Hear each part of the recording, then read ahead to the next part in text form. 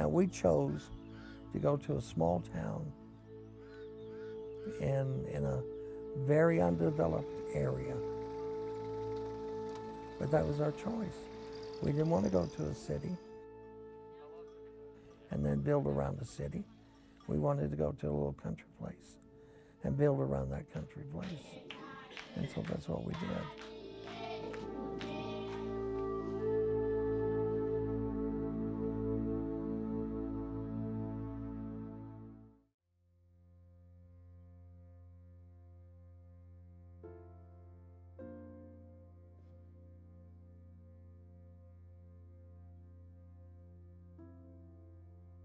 He's just a regular old person. There's nothing outstanding or about either one of us. We're two bus kids saved by God's grace. I do remember, like when I was in 6th grade, everybody had to write a book report on what you want to be when you grow up. And I wrote on minister only because nobody else chose it. We met in high school. And we dated our senior year, and we got married when we graduated from high school. And how we got started in mission was, both of us pretty much were raised in families that did not attend church. And we had someone that would pick us up and take us to church. Randy and Phyllis, when they started, they came from not Christian families. They didn't come from pastors' homes or evangelists' homes. Their families were unsaved. Randy was saved at the age of 12. Phyllis was saved at the age of 9. And both of them started going to the church as a result of someone coming, knocking on their door and inviting them to come to their church. After we were married, these crazy missionaries kept coming to our church and presenting the need, the need, the need. And every time I knew a missionary was coming, I'd try to stay home because I knew it was getting out of control with my husband. One day this pastor from Peru, missionary from Peru came and preached, and I knew I was in trouble because after service, my husband went down and surrendered to be a missionary.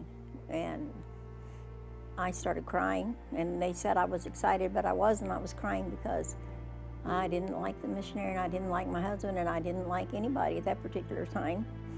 And so that's how our mission road got started. And then we ended up going to Bible school from there, with me complaining.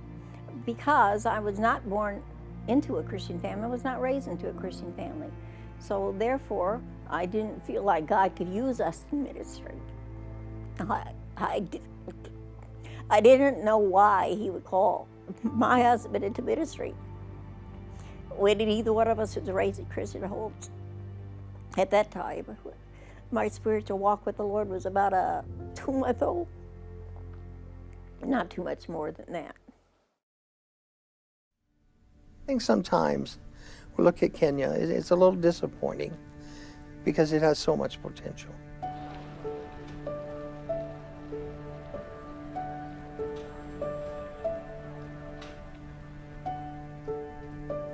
Randy was challenged to come here to Kenya.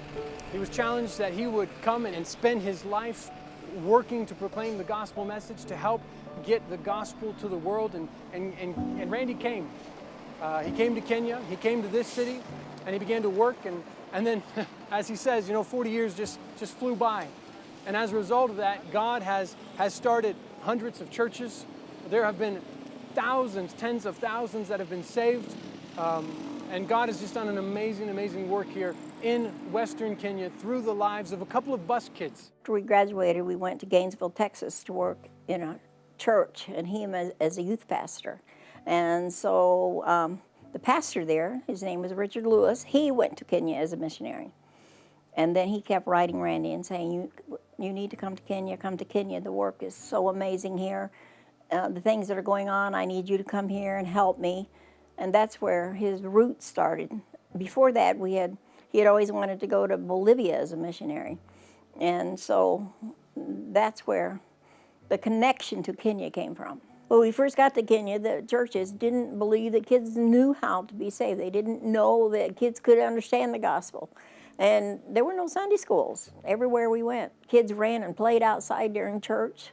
To me, that was just, why? And we would go into these teaching centers where there'd be like 5 or 6 churches, and every one of the kids, the parents would come, the kids would come, they'd play outside. And I think, this is wrong. So I would pick up all the kids from all those churches and just go and put them in a corner somewhere and have Sunday school with them. And that's where I got started loving little kids. Well, I always loved little kids, but they're so receptive and so sweet. You can put 100 little kids in one room all by myself with them, and they would listen and respond. It's just amazing. You know, he went in to the Kenyans, and he said, "You teach me to be a good missionary." And that's what he even tells Josh and Sean right now. You let these people teach you how to be a good missionary. You think that you're here to teach them, but really, you let them teach you. So he learned most of what his beginning foundation came from them teaching him. That's how you learn culture. That's how you learn who those people are. That's how you learn what their heart is. And so that was one thing that he has always done, is learn from them. Not saying, I'm the big missionary, you all need to bow down to me because I came from America and I have all the funds. No, he didn't do that. And his goal from the very beginning was to make leadership, to train leadership. And so he would study, and started the Bible Institute in our garage. From the very beginning, that's what he wanted to do.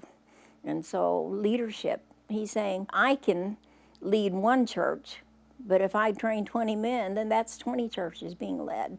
And so I don't even remember when he didn't have that goal. Randy, he used to say how he would drive through village after village after village, and he would keep looking down these different dirt roads when they first got here, and he thought, where does that dirt road go?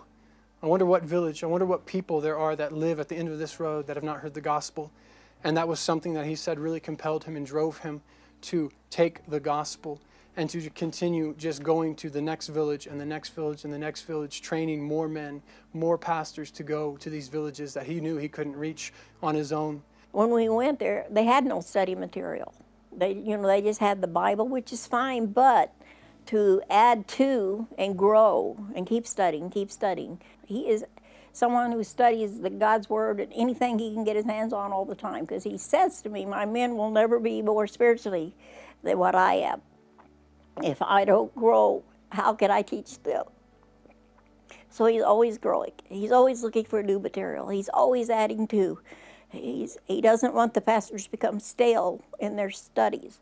So that's why if you go into our office, you're going to see thousands of study books, because that's his passion. You are in the room filled with all of the work this man did over all these years. Not the work in the men's lives, but the work that he prepared to give them. Hours of study, hours of preparing material, trying to get things from English into Swahili and to help train men. There are books all across here, and every one of these boxes a different course. Here's a course on third year church history. Here's prophecy for third year. What Brother Randy did was say, man, I've got to help these people.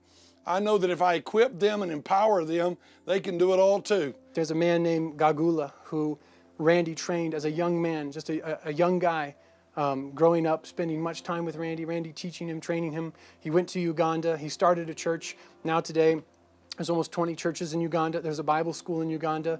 And that church, those pastors have greatly impacted Eastern Uganda in that area. But as Randy says, we've just barely scratched the surface. Always his life has been training leadership and putting them in a place of leadership, even though sometimes they would fail.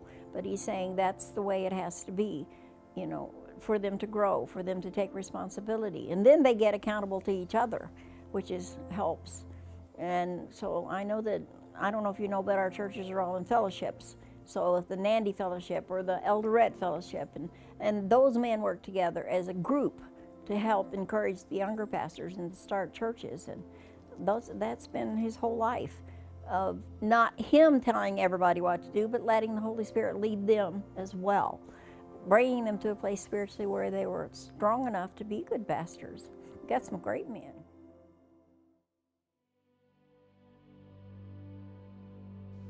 The book of Acts, chapter 14.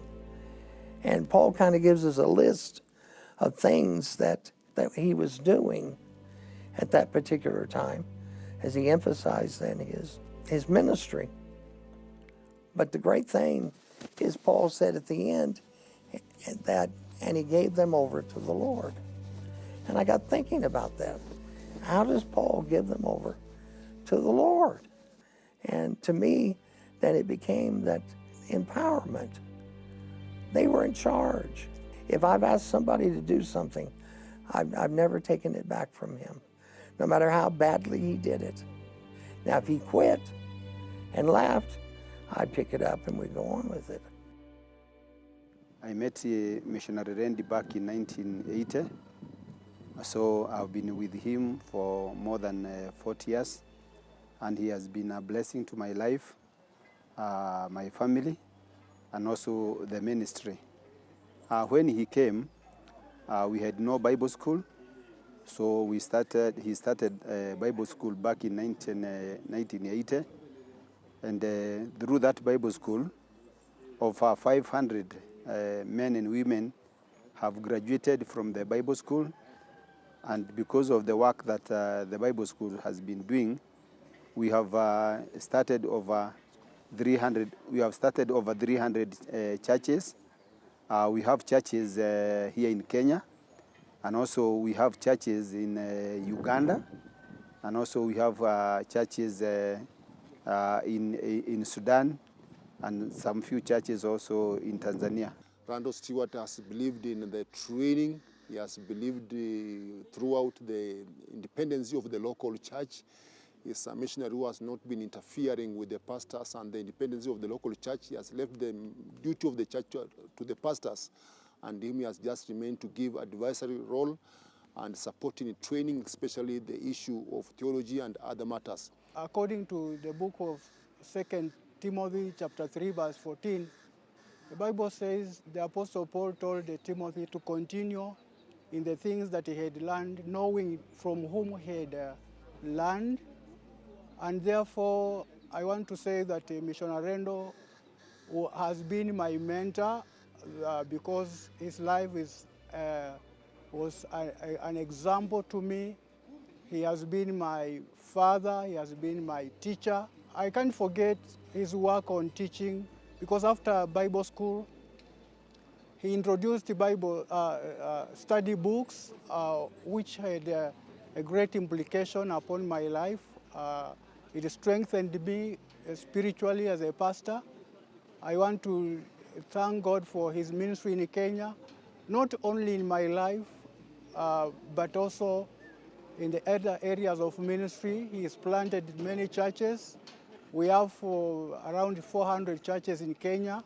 We enjoy serving together with other pastors in the fellowships that has been encouraging to grow.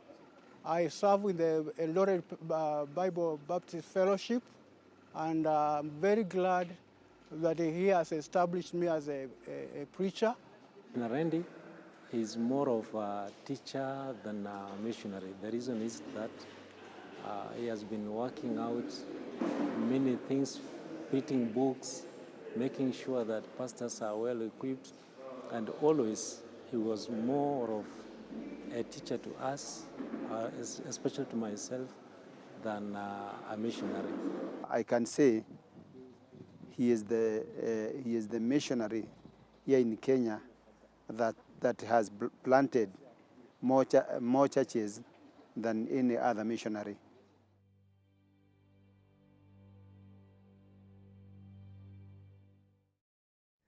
Chapter 14 of Acts, it says, and when they preached in that village, and then taught many.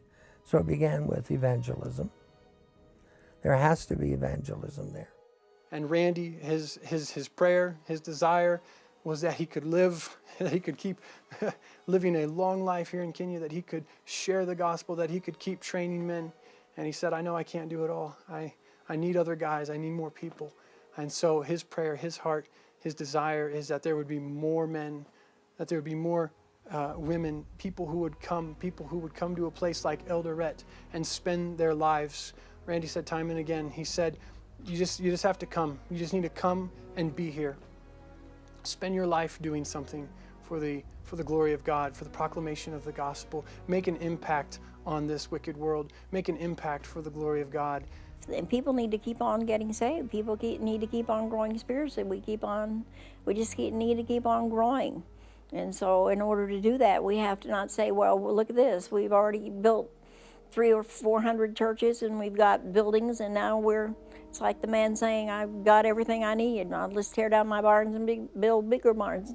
Don't be like that. Just ask God, what's the next step? Don't ever look at yourself that I've come to the end of what I need to do, because you're never going to come to that place. If you just keep on day by day walking and being obedient. Over and over and over again, as a missionary and as a dad and as a husband, he had to lean in and do things that were scary and unknown. And I think that those decisions, the daily decisions to do the next right thing, is what brought him an extraordinary story. It's like his courage was the extraordinary piece, to just continue to say yes, and then the next thing yes. And to say Dad didn't make mistakes, that he did. He made mistakes. To say that he didn't, stumble, or that he didn't get discouraged, or all that is part of the ordinary. All of us get discouraged. But what's crazy is you get up and you say, okay, what's the next right thing? All the time. And you just continue on. And you don't quit. But the biggest thing, even bigger than the story, is what he's got to experience. Because God's met him. At the end of the day, like God, Jesus, Yahweh is where the joy is. I got to live most of my life right in the center of God's will for my life. There's not a better place to be. It's amazing. It's just amazing.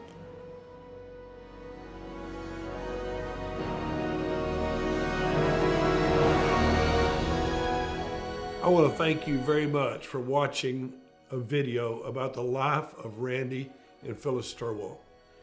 You haven't seen Brother Randy in this video because he is currently in the hospital. Brother Randy is dealing with colon cancer, and that colon cancer has been in several parts of his body, and he has been fighting like crazy to stay alive, to continue to do the work.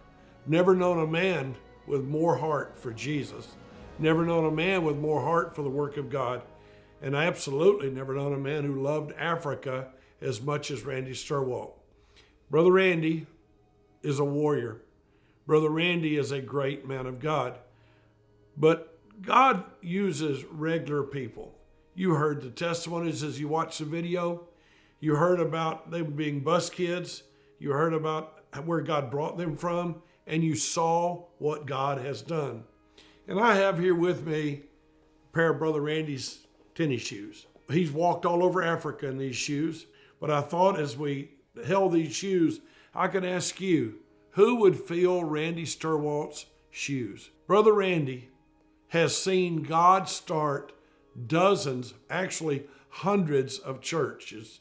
And of those churches, somewhere up between 40 and 50,000 people attend church on a given Sunday. I know the man of God he is. Brother Randy asked me a long time ago to help him raise up workers for the mission field. Now, God buries his workers, but he never buries his work. And right now, you're listening and you've been watching this video, and God is burdened in your heart that if God could use Randy, if God could use Phyllis, God could use you. And we would love to see you surrender. Kenya needs workers. Yes, there are workers there, but there are millions of people without a preacher. All over Africa, 54 countries, there is a great need for somebody to preach the gospel to those people. We here at Vision Baptist Missions want to help you make a difference around the world. Brother Randy's been a missionary with the Bible Baptist Fellowship for years, I think over 40 years in Kenya. Brother Randy's in the hospital. I pray God gets him out. I pray that God gets his health back.